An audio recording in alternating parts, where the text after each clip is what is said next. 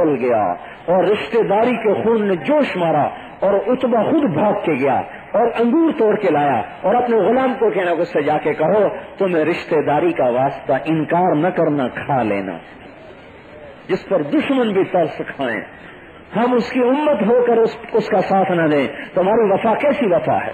وہ احد کی لڑائی یاد کرو جب آپ کو عتبہ بن ابی وقاص نے پتھر مارا، یہاں آ کے لگا یہاں کے لگا، دانت ٹوٹ گئے، کڑیاں اندر گھس گئی اور آپ چکرا کے زمین پر گرے اور غشی طاری ہوئی، ہوش میں آتے کا یا اللہ اغفر لقومی فانہم لا یعلمون، انہیں عذاب نہ دینا، ان کو پتہ کوئی نہیں، یا اللہ انہیں معاف کر دینا، انہیں پتہ کوئی نہیں۔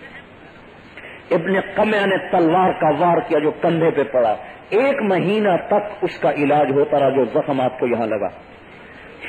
ابن عبداللہ ابن قمیہ حذلی نے وار کیا تھا اور عتبہ بن ابی وقاص نے پتھر مارا جو یہاں لگا اور چکرا کے گرے ہیں، لہو کے فوارے چھوٹ گئے، دانت ٹوٹ گئے، کڑیاں گھس گئیں، لیکن ہم امت کو یاد کر رہے ہیں۔ پیٹ پہ پتھر بندھے ہوئے ہیں، جو اشارہ کرتے ہو پہاڑ تو سونا بن جاتا، پیٹ پہ پتھر بندھے ہوئے ہیں کہ میری امت کا بھلا ہو جائے، اور بیٹھ کے نماز پڑھ رہے ہیں۔ ابو ہریرہ کہنے لگے یا رسول اللہ آپ بیٹھ کے کیوں نماز پڑھ رہے ہیں؟ فرمایا بھوک کی وجہ سے کھڑا نہیں ہوا جاتا۔ یہ سب کس لیے؟ ہمارے لیے، ہم ان سے بے وفائی کریں۔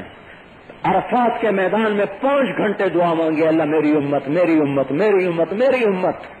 مزدلفہ میں فجر کے بعد اشراق تک دعا مانگی، میری امت میری امت میری امت، اور دنیا سے جانے کا وقت آیا تو پھر بھی میری امت کو، اپنی امت کو دیکھ رہے۔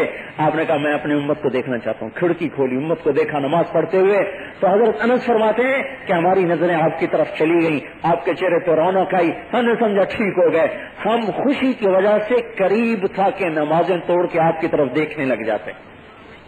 آپ نے پردہ گرا دیا، واپس تشریف لے گئے، اتنے میں جبریل علیہ السلام آ گئے، یا رسول اللہ باہر اسرائیل آئے کھڑے ہیں، اندر آنے کی اجازت مانگتے ہیں۔ اسرائیل علیہ السلام اندر، آپ نے کہا آ جائے، وہ اندر آئے، یا رسول اللہ جب سے موت کا کام میرے ذمے لگا میں نے کسی سے اجازت نہیں مانگی، نہ آئندہ مانگوں گا۔ آپ کے بارے میں آپ کے رب کا ارشاد تھا کہ میرا حبیب اجازت دے تو اندر جانا، نہیں تو واپس چلے جانا۔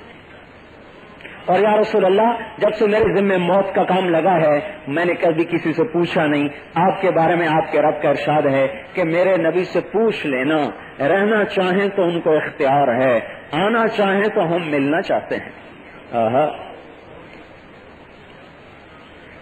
اب سنو، آپ نے کہا جبرائیل جاؤ اللہ کے پاس پوچھ کے آؤ کہ میرے بعد میری امت کے ساتھ کیا کرے گا، میں پھر بتاؤں گا کہ میں نے جانا ہے کہ رہنا ہے۔